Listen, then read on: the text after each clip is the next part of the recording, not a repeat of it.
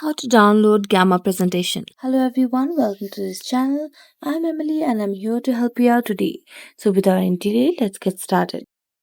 The first thing first, go to any browser that you have. Here I'm choosing Google Chrome, and on the search bar just type for Gamma presentation. Now it will lead you to the user interface of the application, and you can choose any topic that you want to create a presentation of. Here I've chosen the presentation of AI and it has created the slides. I just need to tap on continue and we need to pick a theme. So I'm going to choose randomly any theme that I am coming up with. So tap on generate. Now it will take some time to generate the presentation.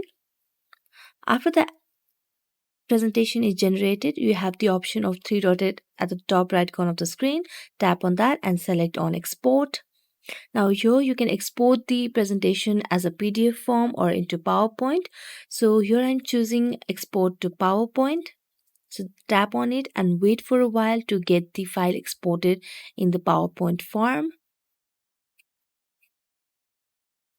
Now after waiting for a while, the file will be exported to PowerPoint, and there you go.